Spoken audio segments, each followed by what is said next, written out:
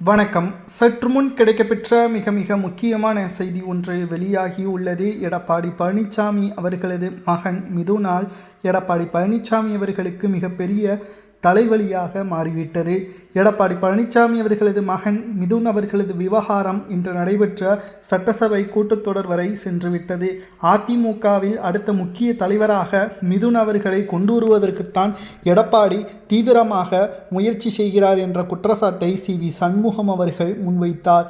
ஆனால் இதற்கு பதிலடி கொடுக்கும் விதமாக எடப்பாடி பழனிசாமி அவர்கள் இன்று நடைபெற்ற சட்டசபை கூட்டத்தொடரில் அதற்கான விளக்கத்தை என்ன கொடுத்தார் தெரியுமா?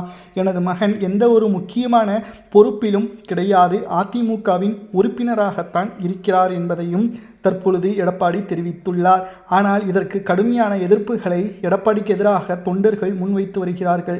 அதாவது பொறுப்புகள் வழங்கவில்லை என்பது உண்மைதான், ஆனால் எதற்காக அடிப்படை உறுப்பினராக உங்களது மகன் இருக்க வேண்டும்? அவருக்கு பின்னால் கிட்டத்தட்ட பல தனியார் நிறுவனங்களிடமும் திமுகவிற்கு ரகசியமான தூதுகளை அனுப்பக்கூடிய நபராகவும் மிதுன் அவர்கள் இருக்கிறார். இதற்கு என்ன காரணம்? மிதுன் அவர்களை கொஞ்சம் கொஞ்சமாக கிளை, மாவட்டம் என்று ஒவ்வொரு பதவிகளை கொடுப்பதற்கும் நீங்கள் முயற்சிகளை மேற்கொள்கிறீர்கள்.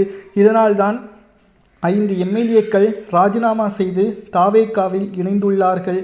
எடப்பாடி பழனிசாமி அவர்கள் அதிமுகவை யாரும் இல்லாத குடும்ப சொத்தை எடப்பாடி சொத்தாக மாற்றுவதற்கும் எடப்பாடியின் குடும்ப உறுப்பினர்களுக்கு முக்கியத்துவம் கொடுக்கும் விதமாகவும் தென் மாவட்ட நிர்வாகிகளை புறக்கணித்து எடப்பாடிக்கு முக்கியமான நபர்களை முக்கிய பதவிகளை கொடுத்து தென் மாவட்ட நிர்வாகிகளை புறக்கணிப்பதாகவும் பல்வேறு குற்றச்சாட்டுகளையும் தற்பொழுது எடப்பாடிக்கு எதிராக அதிமுகவின் நிர்வாகிகளும் தொண்டர்களும் கூறியுள்ளனர்.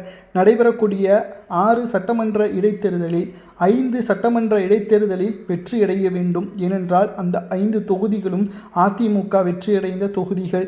அந்த 5 தொகுதிகளிலும் அதிமுக தோல்வியை தழுவினால் மக்கள் நிச்சயமாக அதிமுகவை இனி ஒருபோதும் ஏற்றுக்கொள்ள மாட்டார்கள் என்று கூறி அதிமுகவின் தலைமையை மாற்றுவதற்கான அடிப்படை ஏற்பாடுகளையும் செய்ய தூண்டுவார்கள். இது அதிமுகவிற்கு மிகப்பெரிய தலைவலியாக மாறும்.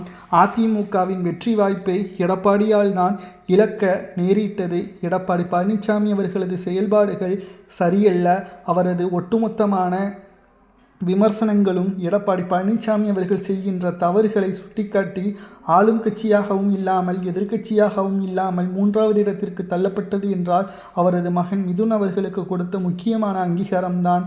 தற்பொழுது மிதுன் அவர்களால் எடப்பாடிக்கு மிகப்பெரிய ஒரு சிக்கல் ஏற்பட்டுள்ளது.